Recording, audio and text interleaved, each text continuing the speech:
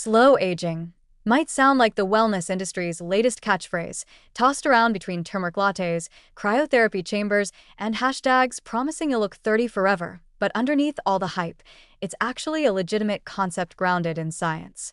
The trouble is, what people think it means and what scientists actually measure aren't always the same thing. So let's pull back the collagen-infused curtain and break down what slow aging really is, how it's measured, and why the truth is more fascinating and more useful than the marketing. For starters, popular definitions of aging tend to zero in on the visible stuff: wrinkles, gray hair, stiffness, weight gain, forgetfulness, and the cruel fact that TikTok trends now look like interpretive dance. When someone says they want a slow aging, they usually mean they want to look and feel younger, or at least not feel like a bag of creaky bones by the time they're 60. And fair enough, those are all part of aging. But from a scientific perspective, that's like judging how old a car is based only on its paint job. Biological aging, the kind scientists track, is a deeper, more systemic process. It refers to the progressive deterioration of function at the cellular, tissue, and organ levels. This includes mitochondrial decline, less energy, increased DNA damage, epigenetic drift, stem cell exhaustion, and the gradual, annoying buildup of senescent cells, those dysfunctional cells that refuse to die and instead loiter around like bad tenants, spewing inflammatory signals and gumming up the biological works. So when researchers talk about slowing aging, they don't mean freezing your face in time like a wax statue. They mean reducing the rate of biological wear and tear, ideally preventing the early onset of disease and extending the healthy years of life, also known as health span. The next logical question is, how do we measure that? After all, you can't exactly track aging with a stopwatch or an app. Enter the rise of biomarkers of aging, a kind of molecular Fitbit that helps scientists assess how fast someone is biologically aging compared to their chronological age.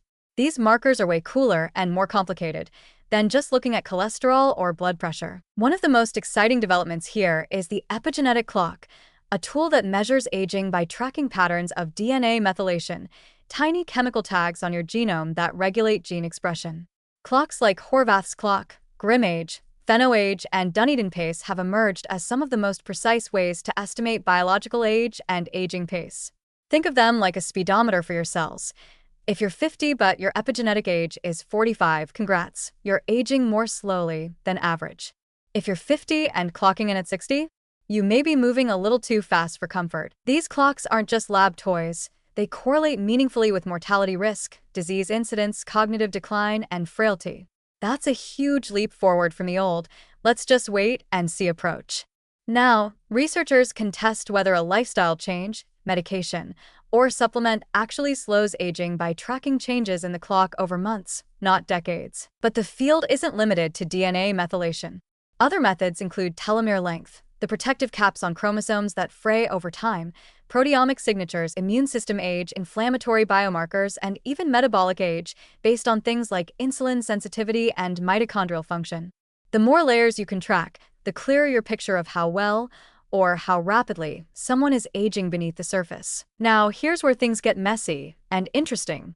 A lot of people assume that if you eat clean, exercise, sleep well, and meditate while standing on one leg in a Himalayan salt room, you'll automatically age slowly. And those things do help, especially for reducing inflammation, preserving muscle mass, and maintaining metabolic health. But aging is also affected by genetics, early life exposures, environmental stress, and sometimes just sheer dumb luck.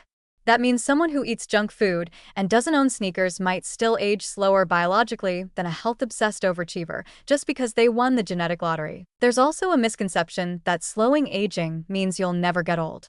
But that's not the goal. The realistic and much more empowering aim is to extend the period of life when you're independent, functional, and relatively disease-free.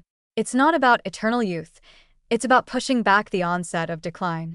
Ideally, you live to 90 or 100, but feel 60 for most of it, and then one day, boom, you gracefully check out without decades of suffering beforehand.